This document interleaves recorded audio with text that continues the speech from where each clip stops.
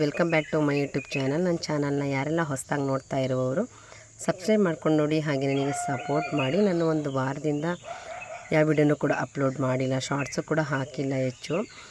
ಇವತ್ತು ನಾನು ಮಧ್ಯಾಹ್ನದ ನಂತರದ ವಿಡಿಯೋನ ಅಪ್ಲೋಡ್ ಮಾಡಿದ್ದೀನಿ. ಮಿಸ್ ಮಾಡದೆ ಎಲ್ಲರೂ ಕೂಡ ನೋಡಿ ಸಪೋರ್ಟ್ ಮಾಡಿ. ಬೇಸಿಗೆಗಾಲದಲ್ಲಂತೂ ಎಲ್ಲ ಗಿಡದಲ್ಲೂ ತುಂಬ ಹೂವಿರುತ್ತಲ್ಲ, ದಾಸವಾಳ ಗಿಡದಲ್ಲಿ ತುಂಬ ಹೂವಿತ್ತು, ಚೆನ್ನಾಗಿ ಕಾಣಿಸ್ತು ಅಂತೇಳಿ ಅದನ್ನು ಕೂಡ ವಿಡಿಯೋ ಮಾಡಿದ್ದೀನಿ. ನಂತರ ನಾನು ಸಮ್ಮರ್ ಸೀಸನ್ ಅಲ್ವಾ, ಏನಾದರೂ ಜ್ಯೂಸ್ ಕುಡಿಯೋಣ ಅಂತೇಳಿ ನಾನು ಈ ಥರ ಜ್ಯೂಸ್ ಮಾಡ್ಕೊಂಡಿದ್ದೀನಿ. ಜಸ್ಟ್ ಬೆಲ್ಲ ಸ್ವಲ್ಪ ನೆನೆ ಹಾಕಿ ಅದಕ್ಕೆ ನಿಂಬೆಹಣ್ಣು ರಸ ಹಿಂಡಿ ಒಂದು ಸ್ವಲ್ಪ ಏಲಕ್ಕಿ ಪುಡಿ ಹಾಕ್ಕೊಂಡಿದ್ದೀನಿ, ಒಂದು ಐಸ್ ಕ್ಯೂಬ್ ಹಾಕ್ಕೊಂಡ್ರಂತೂ ತುಂಬ ಚೆನ್ನಾಗಿರುತ್ತೆ. ಸಮ್ಮರ್ ಸೀಸನ್ ಆಗಿರೋದ್ರಿಂದ ಯಾವ್ದಾದ್ರು ಜ್ಯೂಸ್ ಕುಡಿಬೇಕು ಅಂತ ಅನಿಸುತ್ತೆ, ಹಾಗಾಗಿ ನಾನು ಈ ಥರ ಜ್ಯೂಸ್ ಮಾಡಿಕೊಂಡು ಕುಡಿದಾದ ನಂತರ ಮಧ್ಯಾಹ್ನದ ಊಟಕ್ಕೆ ಅಂತೇಳಿ ಒಣಗಿರೋ ತಡ್ನಿಕಾಳು ಸಾಂಬಾರು ಮಾಡೋಣ ಅಂತೇಳಿ ಮಾಡಿದ್ದೀನಿ. ಈ ಸಾಂಬಾರು ತುಂಬಾ ಚೆನ್ನಾಗಿರುತ್ತೆ, ಈಸಿಯಾಗೂ ಕೂಡ ಇರುತ್ತೆ. ಈ ಸಾಂಬಾರನ್ನ ನಾನು ಮಾಡ್ಕೊಂಡಿದ್ದೀನಿ, ಜೊತೆಗೆ ಮುದ್ದೆನೂ ಕೂಡ ಮಾಡ್ಕೊಂಡಿದ್ದೀನಿ, ಮತ್ತು ಒಂದೆರಡು ಬಜ್ಜಿನೂ ಕೂಡ ಹಾಕ್ಕೊಂಡಿದ್ದೀನಿ. ಜಾಸ್ತಿ ಬಜ್ಜಿ ಮಾಡ್ಕೊಳಕ್ಕೆ ಹೋಗಿಲ್ಲ, ಒಂದೊಂದೆರಡು ಅಷ್ಟೇ ಮಾಡ್ಕೊಂಡಿರೋದು. ಈರುಳ್ಳಿ ಬಜ್ಜಿ ಕೂಡ ಮಾಡ್ಕೊಂಡಿದ್ದೆ. ಮುದ್ದೆ ಜೊತೆ ಅಂತೂ ಈ ಸಾಂಬಾರು ತುಂಬ ಚೆನ್ನಾಗಿರುತ್ತೆ ಮತ್ತು ಟೇಸ್ಟಿಯಾಗಿರುತ್ತೆ, ಈಸಿಯಾಗೂ ಕೂಡ ಮಾಡ್ಕೊಬೋದು. ಒಣಗಿರೋ ತಡ್ನಿಕಾಳಿದ್ರೆ ಅದಕ್ಕೆ ಒಂದು ಈರುಳ್ಳಿ, ಒಂದು 5-6 ಎಲಕ್ಲು ಬೆಳ್ಳುಳ್ಳಿ, ಒಂದೆರಡು ಟೊಮೊಟೊ ಹಣ್ಣು, ಕೊತ್ತಂಬರಿ ಸೊಪ್ಪು, ಕರಿಬೇವಿನ ಸೊಪ್ಪೆಲ್ಲ ಹಾಕಿ ಒಂದೆರಡು ವಿಷಲ್ ಕೂಗಿಸ್ಕೊಂಡ್ರಂತೂ ತುಂಬಾ ಟೇಸ್ಟಿಯಾಗಿ ಚೆನ್ನಾಗಿರುತ್ತೆ. ಅದಕ್ಕೊಂದು ಸಿಂಪಲ್ ಒಗ್ಗರಣೆ ಹಾಕ್ಕೊಂಡ್ರೆ ಸಾಕು, ಸಾಂಬಾರು ರೆಡಿಯಾಗುತ್ತೆ. ಮುದ್ದೆ ಜೊತೆ ಅಂತೂ ಒಂದು ಸ್ಪೂನ್ ತುಪ್ಪ ಹಾಕ್ಕೊಂಡ್ರೆ ಸೂಪರಾಗಿರುತ್ತೆ. ನಾನು ಮುದ್ದೆ, ಬಜ್ಜಿ ಮತ್ತು ಸಾಂಬಾರು ಜೊತೆ ಮಧ್ಯಾಹ್ನದ ಊಟನ ನಾನು ಮುಗಿಸ್ದೆ. ನೀವು ಈ ಸಾಂಬಾರನ್ನ ಮಾಡಿ ನೋಡಿ ಒಂದು ಸಲ, ತುಂಬಾ ಚೆನ್ನಾಗಿರುತ್ತೆ. ಅದಾದ ನಂತರ ನಮ್ಮನೆ ನಾಯಿ ಮರಿ ಹಾಕಿತ್ತಲ್ಲ, ಶಾರ್ಟ್ಸಲ್ಲೆಲ್ಲ ಹಾಕಿದರೆ ನೀವು ವಿಡಿಯೋ ನೋಡಿರ್ಬೋದು ಅನ್ಕೋತೀನಿ. ಅದನ್ನು ಕೂಡ ಈ ಥರ ವಿಡಿಯೋ ಮಾಡಿಕೊಂಡು ನಾನು ಹಾಲು ಕುಡಿತಾಯಿದ್ವು, ಚೆನ್ನಾಗಿ ಕುಡಿತಾಯಿತ್ತು ಅಂತೇಳಿ ನಾನು ಇದನ್ನು ವಿಡಿಯೋ ಮಾಡ್ಕೊಂಡಿದ್ದೀನಿ. ಅಮ್ಮ ಊಟ ಮಾಡ್ತಾ ಇರ್ತಾಳೆ, ಈ ನಾಯಿ ಮರಿಗಳೆಲ್ಲ ಪಾಪ ಅವಕ್ಕೆ ಸ್ವಲ್ಪ ಕಣ್ಣು ಬಿಟ್ಟೇ ಇರಲಿಲ್ಲ, ಇನ್ನು ಆವಾಗವಾಗ ಸ್ವಲ್ಪ ಬಿಟ್ಟಿದ್ವು. ಒಂದು 15 ಡೇಸ್ ಮರಿ ಇರ್ಬೋದು ಅನ್ಸುತ್ತೆ ಅಷ್ಟೇ ಈ ಮರಿಗಳು. ಆರಾಮಲ್ಲಿ ಊಟ ಮಾಡ್ತಾಯಿದ್ರೆ ಇವುಗಳು ಪಾಪ ಏನು ಹುಡ್ಕೊಂಡು ಹಾಲು ಕುಡಿತಾಯಿದ್ವು. ತುಂಬ ಚೆನ್ನಾಗಿತ್ತಲ್ಲ ಅಂಥೇಳಿ ಹಾಗೆ ವಿಡಿಯೋ ಮಾಡ್ಕೊಂಡಿದ್ದೆ. 3 ನಾಯಿ ಮರಿಗಳು ಹಾಲು ಕುಡಿತಾಯಿದ್ವು, ನಿಂತ್ಕೊಂಡು ಬೇರೆ ಕುಡಿತಾಯಿದ್ವಲ್ಲ, ತುಂಬ ಚೆನ್ನಾಗಿತ್ತು ಅಂತೇಳಿ ವಿಡಿಯೋ ಮಾಡ್ಕೊಂಡಿದ್ದೆ. ಅಮ್ಮಂಗೆ ಬೆಲೆ ಕಟ್ಟೋಕ್ಕಾಗಲ್ಲ ಅಂತ ಇವೆಲ್ಲ ನೋಡಿದಾಗಲೂ ಅನ್ನಿಸ್ತಾ ಇರುತ್ತೆ. ಅಮ್ಮ ಅಂದರೆ ಗೊತ್ತಿರುವಂಥದ್ದೇ ಎಲ್ಲರಿಗೂ, ಹಂಗಾಗಿ ಅದು ಚೆನ್ನಾಗಿತ್ತಲ್ಲ ಅಂತೆಲ್ಲ ಅದು ವಿಡಿಯೋ ಮಾಡಿದ್ದೆ. ಅದಾದ ನಂತರ ನನ್ನ ತಂಗಿ ಕಿವಿ ಮೇಲ್ಗಡೆ ಬುರ್ಗಿ ಬಟ್ಟು ಅಂತಲ್ಲ, ಅಲ್ಲಿ ಚುಚ್ಚಿಸ್ಕೋಬೇಕು ಅಂತ ಇದ್ಲು. ಹಾಗಾಗಿ ನಾವು ಅಲ್ಲಿ ಕಿವಿ ಚುಚ್ಸ್ಕೊಳಕ್ಕೆ ಹೋಗಿದ್ವಿ ಜ್ಯುವೆಲರಿಗೆ. ಅದನ್ನು ಸ್ವಲ್ಪ ನಾನು ಹಾಗೆ ವಿಡಿಯೋ ಮಾಡ್ಕೊಂಡಿದ್ದೆ. ಆದರೆ ಅವಳು ತುಂಬ ಸ್ಟ್ರಾಂಗ್ ಇದ್ದಾಳಪ್ಪ, ಸ್ವಲ್ಪನೂ ಅಳ್ಗಾಡಲಿಲ್ಲ, ಸುಮ್ಮನೆ ಕೂತಿದ್ಲು. ನನಗಂತೂ ಅವಳಷ್ಟು ಪವರ್ ಇಲ್ಲ. ಅದಾದ ನಂತರ ಅವಳು ಕಿವಿ ಸೈಡಲ್ಲಿ ಚುಚ್ಚಿಸ್ಕೊಂಡು ಮೂಗು ಮಧ್ಯದಲ್ಲೂ ಚುಚ್ಕೊಳ್ಳೋದಿತ್ತು, ಅದು ಜ್ಯುವೆಲರಿಲಿ ಚುಚ್ಚಲಿಲ್ಲ. ಬೇರೆ ಕಡೆ ಚುಚ್ತಾರೆ, ಟ್ಯಾಟೂ ಹಾಕ್ತಾರಲ್ಲ ಅಲ್ಲೆಲ್ಲ ಚುಚ್ಚುತ್ತಾರೆ ಅಂತಲೇ ಹೇಳಿದ್ರು. ಅವಳು ಮಧ್ಯದಲ್ಲಿ ಬರುತ್ತಲ್ಲ ಅಲ್ಲೂ ಕೂಡ ಚುಚ್ಚಿಸ್ಕೊಂಡು, ಅಲ್ಲೂ ಅಷ್ಟೇ ಎಷ್ಟು ಸ್ಟ್ರಾಂಗಾಗಿ ಕೂತಿದ್ಲು ಅಂದರೆ ಯಪ್ಪ, ಅಷ್ಟು ಸ್ಟ್ರಾಂಗಾಗಿ ಕೂತಿದ್ಲು. ಇಲ್ಲಿ ಸ್ವಲ್ಪ ಕಣ್ಣೀರಾದ್ರು ಬಂತು, ಅಲ್ಲಂತೂ ಕಣ್ಣೀರೇ ಬರಲಿಲ್ಲ. ಕಿವಿ ಹತ್ರ ಚುಚ್ಚಿಸ್ಕೊಂಡಾಗ ಮೂಗು ಸೆನ್ಸಿಟಿವ್ ಪ್ಲೇಸ್ ಅಲ್ವಾ, ಹಾಗಾಗಿ ಸ್ವಲ್ಪ ಕಣ್ಣೀರು ಬಂತಷ್ಟೇ. ತುಂಬ ಸ್ಟ್ರಾಂಗ್ ಇದ್ದಾಳೆ. ಕಿವಿಗೆ ಚುಚ್ಚಿಸ್ಕೊಂಡು ಮತ್ತು ಮೂಗುಗೂ ಕೂಡ ಚುಚ್ಚಿಸ್ಕೊಂಡ್ಳು. ಅದನ್ನು ಸ್ವಲ್ಪ ನಾನು ಹಾಗೆ ವಿಡಿಯೋ ಮಾಡ್ಕೊಂಡಿದ್ದೆ. ನಾನು ವಿಡಿಯೋ ಮಾಡಲಿಲ್ಲ ಇದನ್ನು, ಆ್ಯಕ್ಚುಲಾಗಿ ಹೇಳ್ಬೇಕಂದ್ರೆ ನನ್ನ ಮಗಳು ಮಾಡಿದ್ಲು. ನನಗೆ ಚುಚ್ಚಬೇಕಾದ್ರೆ ನೋಡೋಕ್ಕೂ ಕೂಡ ನನಗೆ ಭಯ ಅನ್ನಿಸ್ತಾಯಿತ್ತು, ಹಾಗಾಗಿ ನನ್ನ ಮಗಳು ಹಾಗೆ ಮಾಡಿದ ವಿಡಿಯೋನ ಸ್ವಲ್ಪ ಇಲ್ಲಿ ಹಾಕಿದ್ದೀನಿ. ಕೆಲವ್ರಿಗೆ ಈ ಥರ ಎಲ್ಲ ಕ್ರೇಜ್ ಇರುತ್ತೆ, ಆದರೆ ಮೂಗಂತೂ ಚುಚ್ಚಿಸ್ಕೊಂಡಿಲ್ಲ ಅವಳು. ಮೂಗು ನನ್ನ ಶೇಪ್ ಚೆನ್ನಾಗಿಲ್ಲ ಅಂಥೇಳಿ ಮೂಗು ಚುಚ್ಸ್ಕೊಳಕ್ಕೆ ಹೋಗಿಲ್ಲ. ಕಿವಿ ಮತ್ತು ಕೆಳಗಡೆ ಮೂಗು ಹತ್ರ ಚುಚ್ಚಿಸ್ಕೊಂಡು ಮನೆಗೆ ಬಂದ್ವಿ. ಕಿವಿ ಮತ್ತು ಮೂಗುಗಾದರೆ ಜ್ಯುವೆಲರಿಗಳು ಅಥವಾ ಆಚಾರಿ ಅಂಗಡೀಲಿ ಚುಚ್ಚಿಬಿಡ್ತಾರೆ. ಈ ಕೆಳಗಡೆ ಮೂಗು ಮಧ್ಯದಲ್ಲಾದರೆ ಸ್ವಲ್ಪ ಟ್ಯಾಟೋ ಹಾಕ್ತಾರಲ್ಲ ಅಲ್ಲಿ, ಅಥವಾ ಮಾಲ್ಗಳಲ್ಲಿ ಟ್ಯಾಟೋ ಹಾಕೋದಿರುತ್ತಲ್ಲ ಅಲ್ಲಿ ಚುಚ್ತಾರೆ. ಚುಚ್ಚಿಸ್ಕೊಳ್ಳೋರು ಇಷ್ಟ ಇದ್ದರೆ ಅಲ್ಲೋಗಿ ಚುಚ್ಚಿಸ್ಕೊಳ್ಳಿ. ಅದಾದ ನಂತರ ನನ್ನ ಮಗಳು ಗೋಲ್ಗಪ್ಪ ಮಾಡಿಕೊಡಮ್ಮ ಅಂತ ಕೇಳ್ತಾನೆ ಇದ್ಲು ಯಾವಾಗಲೂ, ಹಾಗಾಗಿ ಗೋಲ್ಗಪ್ಪನಾದರೂ ಮಾಡೋಣ ಅಂಥೇಳಿ ಮಾಡ್ತಾಯಿದ್ದೀನಿ.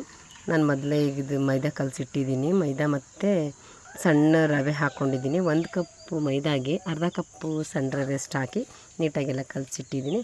ಇನ್ನೊಂದು ಕಡೆ ಆಲೂಗಡ್ಡೆ ಮತ್ತು ಬಟಾಣಿನ ಕೂಡ ಬೇಯಿಸಿಟ್ಟಿದ್ದೀನಿ.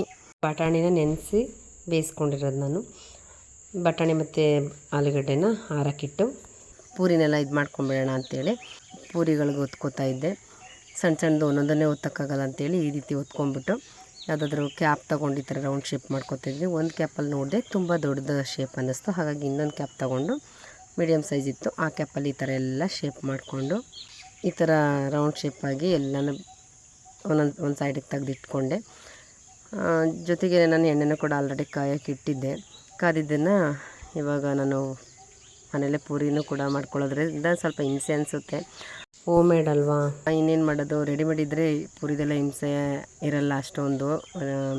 ನಾನು ಮನೆಯಲ್ಲೇ ಮಾಡ್ಕೊಂಡಾಗ ಪೂರಿ ಸ್ವಲ್ಪ ಮಾಡ್ಕೊಂಡಾಗ ಹಿಂಸೆ ಅನಿಸ್ಬಿಡುತ್ತೆ, ಲಾಂಗು ಆಗುತ್ತೆ, ಟೈಮು ಕೂಡ ತಗೊಳುತ್ತೆ. ಈ ರೀತಿಯಾಗಿ ನಾನು ಪೂರಿನೂ ಕೂಡ ಮಾಡಿಕೊಂಡೆ. ನೀವು ಒತ್ತಿದ ಪೂರಿನ ನಾವು ಜಾಲರಿಲಿ ಈ ಥರ ಹಿಂಗೆ ಪ್ರೆಸ್ ಮಾಡಿದಾಗ ತುಂಬ ಚೆನ್ನಾಗಿ ಓದ್ಕೊಳ್ಳುತ್ತೆ. ಸ್ವಲ್ಪ ಒಂದು ಅರ್ಧ ಗಂಟೆ ಮುಂಚೆ ನೆನೆಸಿಟ್ಬಿಟ್ರೆ ಮೈದಾ ಹಿಟ್ಟನ್ನ ತುಂಬಾ ಚೆನ್ನಾಗಿ ಬರುತ್ತೆ. ನಾನು ಹೀಗೆ ಈ ರೀತಿಯಾಗಿ ಎಲ್ಲ ಪೂರಿಗಳನ್ನೂ ಕೂಡ ಕರ್ಕೊಂಡೆ. ಸ್ವಲ್ಪ ಸ್ಲೋ ಫ್ಲೇಮ್ಲಿ ಇಟ್ಕೊಂಡು ಕರ್ಕೊಂಡ್ರೆ ತುಂಬ ಚೆನ್ನಾಗಿ ಊದ್ಕೊಳ್ಳುತ್ತೆ, ತುಂಬ ಚೆನ್ನಾಗೂ ಬರುತ್ತೆ. ನನ್ನ ಮಗಳು ನಾನೊಂದು ಸ್ವಲ್ಪ ಟ್ರೈ ಮಾಡ್ತೀನಿ ಕಣಮ್ಮ, ನಾನು ಓದ್ತೀನಿ ಅಂತೇಳಿ ಓದ್ತಾಯಿದ್ಲು. ಅದನ್ನು ಸ್ವಲ್ಪ ಹಾಗೆ ನಾನು ವಿಡಿಯೋ ಮಾಡಿದ್ದೆ.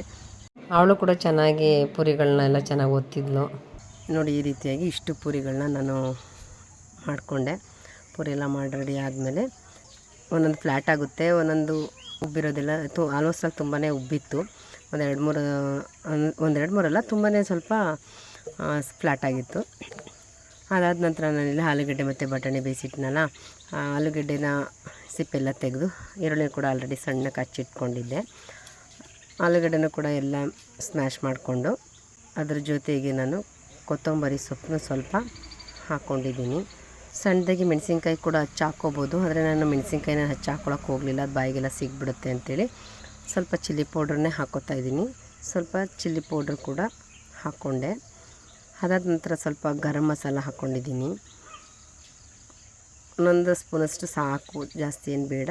ಇವಾಗ ಸಮ್ಮರ್ ಸೀಸನ್ ಇರೋದ್ರಿಂದ ಎಲ್ಲ ಮೈಲ್ಡಾಗಿದ್ರೇ ಒಳ್ಳೆಯದು. ಹಾಗಾಗಿ ಸ್ವಲ್ಪ ಗರಂ ಮಸಾಲನೂ ಕೂಡ ಹಾಕ್ಕೊಂಡು ಜೊತೆಗೆ ನಾನು ಸ್ವಲ್ಪನೇ ಪೆಪ್ಪರ್ ಪೌಡ್ರ್ ಹಾಕ್ಕೋತಾಯಿದ್ದೀನಿ. ಸ್ವಲ್ಪ ಪೆಪ್ಪರ್ ಪೌಡರ್ ಹಾಕ್ಕೊಂಡೆ. ಜೊತೆಗೆ ರುಚಿಗೆ ತಕ್ಕಷ್ಟು ಉಪ್ಪು ಕೂಡ ಹಾಕ್ಕೊಂಡಿದ್ದೀನಿ. ನಾನು ಆಲೂಗಡ್ಡೆ ಮತ್ತು ಬಟಾಣಿ ಬೇಯಬೇಕಾದ್ರೆ ಹಾಕ್ಕೊಂಡಿರಲಿಲ್ಲ, ಹಾಗಾಗಿ ನಾನು ಸ್ವಲ್ಪ ಉಪ್ಪನ್ನು ಹಾಕ್ಕೊಂಡು ಬಟಾಣಿ ಬೇಯಿಸಿಟ್ಟಿದ್ನಲ್ಲ, ಬಟಾಣಿನೂ ಕೂಡ ಹಾಕ್ಕೊಂಡು ಎಲ್ಲ ಚೆನ್ನಾಗಿ ಮಿಕ್ಸ್ ಮಾಡಿಕೊಂಡೆ. ನೀಟಾಗೆಲ್ಲ ಆಲೂಗಡ್ಡೆ, ಈರುಳ್ಳಿ ನಾವೇನು ಹಾಕ್ಕೊಂಡಿದ್ವಿ ಎಲ್ಲ ನೀಟಾಗಿ ಈ ರೀತಿ ನೋಡಿ ಮಿಕ್ಸ್ ಮಾಡಿ ನಾನು ಇಟ್ಕೊಂಡೆ. ಅದನ್ನ ಪಕ್ಕಕ್ಕಿಟ್ಟು ಇದಕ್ಕೆ ಪಾನಿ ರೆಡಿ ಮಾಡ್ಕೊಳ್ಳೋಣ ಅಂತೇಳಿ ರೆಡಿ ಮಾಡ್ಕೊತಾ ಇದ್ದೀನಿ. ಮನೇಲೆ ಬೆಳೆದಿರುವಂಥ ಕೊತ್ತಂಬರಿ ಸೊಪ್ಪು, ಪುದೀನ ಸೊಪ್ಪನ್ನ ಒಂದು ಜಾರ್ಗೆ ಹಾಕ್ಕೊಂಡಿದ್ದೀನಿ. ಮತ್ತು ಸ್ವಲ್ಪ ಬೆಳ್ಳುಳ್ಳಿ ಹಾಕ್ಕೊಂಡಿದ್ದೀನಿ. ಒಂದು 3-4 ಮೆಣಸಿನ್ಕಾಯಿ ಕೂಡ ಹಾಕ್ಕೊಂಡಿದ್ದೀನಿ. ಮೆಣಸಿನ್ಕಾಯಿ ನೋಡ್ಕೊಂಡು ಹಾಕ್ಕೊಳ್ಳಿ, ಖಾರ ಒಂದೊಂದು ಸ್ಟ್ರಾಂಗ್ ಇರುತ್ತೆ ಮೆಣಸಿನ್ಕಾಯಿ. ಜೊತೆಗೆ ನಾನು ಸ್ವಲ್ಪ ಶುಂಠಿನೂ ಹಾಕ್ಕೊಂಡು ರುಬ್ಕೊಂಡಿದ್ದೀನಿ. ಜೊತೆಗೆ ನಾನು ಹುಣಸೆ ರಸನೂ ಕೂಡ ನೆನೆಯೋಕೆ ಇಟ್ಟಿದ್ದೆ, ಅದನ್ನೇ ಸ್ವಲ್ಪ ರಸನೂ ಕೂಡ ಹಾಕ್ಕೊಂಡಿದ್ದೀನಿ. ಹಾಕ್ಕೊಂಡು ಎಲ್ಲ ರುಬ್ಬಿ ಒಂದು ಪಾತ್ರೆಗೆ ಹಾಕ್ಕೊಂಡು ಅದಕ್ಕೆ ಎಷ್ಟು ನೀರು ಬೇಕು ಅಷ್ಟನ್ನು ಹಾಕ್ಕೋತಾ ಇದ್ದೀನಿ. ನೋಡಿ ಎಷ್ಟು ಬೇಕು ಅಷ್ಟನ್ನು ನೋಡಿಕೊಂಡು ಹಾಕ್ಕೊಳ್ಳಿ. ತುಂಬ ಏನು ನೀರಿನಂಗಿದ್ರೆ ಏನು ನಡೆಯುತ್ತೆ, ಈಗ ಪಾನಿ ಅಲ್ವಾ, ಹಾಗಾಗಿ ಇದಕ್ಕೆ ನಾನು ಸ್ವಲ್ಪ ಉಪ್ಪು ಕೂಡ ಹಾಕ್ಕೋತಾ ಇದ್ದೀನಿ. ಉಪ್ಪು ಕೂಡ ಹಾಕ್ಕೊಂಡು ಜಸ್ಟ್ ಸ್ವಲ್ಪ ಚಿಲ್ಲಿ ಪೌಡರು, ಜಾಸ್ತಿ ಹಾಕ್ಕೊಳ್ಳೋಕೆ ಹೋಗ್ಬಿಡಿ, ಚಿಲ್ಲಿ ಪೌಡ್ರು ಸ್ವಲ್ಪ ಒಂಚೂರು ಪೆಪ್ಪರ್ ಪೌಡರ್ ಚೆನ್ನಾಗಿರುತ್ತೆ ಅಂತೇಳಿ ಹಾಕ್ಕೊಂಡು ಎಲ್ಲನೂ ಮಿಕ್ಸ್ ಮಾಡಿಕೊಂಡೆ. ಪಾನಿನೂ ಕೂಡ ಇಲ್ಲಿ ರೆಡಿ ಆಯಿತು. ಪೂರಿನೆಲ್ಲ ಒಂದು ಪ್ಲೇಟ್ಗೆ ಹಾಕಿಟ್ಟಿದ್ನಲ್ಲ, ಪೂರಿ ಮತ್ತು ಪಾನಿ ಎಲ್ಲ ಒಂದು ಹತ್ರ ಪಕ್ಕದಲ್ಲಿ ಇಟ್ಕೊಂಡು ಕಲಸಿದ್ದಿಲ್ಲ ಮಸಾಲೆ ಎಲ್ಲ ಒಂದು ಹತ್ರ ಎಲ್ಲ ಇಟ್ಕೊಂಡು ಈಗ ಒಂದೊಂದನ್ನೇ ಆ ಪೂರಿ ಒಳಗಡೆಗೆ ಮಸಾಲೆನ ಹಾಕ್ಬಿಟ್ಟು ಒಂದು ಪ್ಲೇಟ್ಗೆ ನಾನಿಲ್ಲಿ ಜೋಡಿಸಿಟ್ಕೊಂಡಿದ್ದೀನಿ.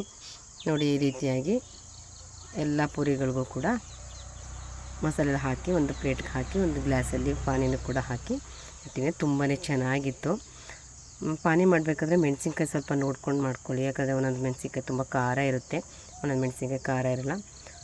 ಅಂದರೆ ಮನೆಯಲ್ಲೇ ಮಾಡ್ಕೊಳ್ಳೋದ್ರಿಂದ ತುಂಬಾ ಆರೋಗ್ಯಕರವರೆಗೂ ಕೂಡ ಇರುತ್ತೆ. ಈ ಸಮ್ಮರಲ್ಲಂತೂ ಮನೇಲಿ ಮಾಡ್ಕೊಂಡ್ರೆ ಒಳ್ಳೆಯದು ಅನಿಸುತ್ತೆ. ಹೊರಗಡೆ ಪಾನಿಗೆ ಯಾವ ನೀರು ಹಾಕಿರ್ತಾರೆ ಅನ್ನೋದು ಕೂಡ ಗೊತ್ತಿರಲ್ಲ. ಆದರೂ ಕೂಡ ಮಕ್ಕಳುಗಳು ಹೊರಗಡೆ ಚಾಟ್ಸ್ನ ಇಷ್ಟಪಡ್ತಾರೆ. ಮನೇಲಿ ಎಷ್ಟೇ ಕ್ಲೀನಾಗಿ ಮಾಡಿಕೊಟ್ರು ಕೂಡ ತುಂಬ ಚೆನ್ನಾಗಿ ಇತ್ತು, ರುಚಿಯಾಗೂ ಇತ್ತು. ಪಾನಿ ಕೂಡ ಅಷ್ಟೇ ಟೇಸ್ಟಾಗಿತ್ತು. ಈ ರೀತಿಯಾಗಿ ಈಸಿಯಾಗಿ ಮಾಡ್ಬೋದು, ನೀವೊಮ್ಮೆ ಮನೇಲಿ ಟ್ರೈ ಮಾಡಿ. ಇವತ್ತಿನ ವಿಡಿಯೋ ಇದಾಗಿತ್ತು. ಮಧ್ಯಾಹ್ನದಿಂದ ಸಂಜೆವರೆಗಿನ ರೂಟೀನ್ ಹೀಗಿತ್ತು. ಈ ವಿಡಿಯೋ ಹೇಗಿತ್ತು ಅಂತೇಳಿ ಕಮೆಂಟ್ ಬಾಕ್ಸಲ್ಲಿ ಕಮೆಂಟ್ ಮಾಡಿ. ಮತ್ತು ಗೋಲ್ಗಪ್ಪ ಕೂಡ ಹೇಗಿತ್ತು ಅಂತೇಳಿ ಕಮೆಂಟ್ ಮಾಡಿ, ಲೈಕ್ ಮಾಡಿ, ಶೇರ್ ಮಾಡಿ. Thank you.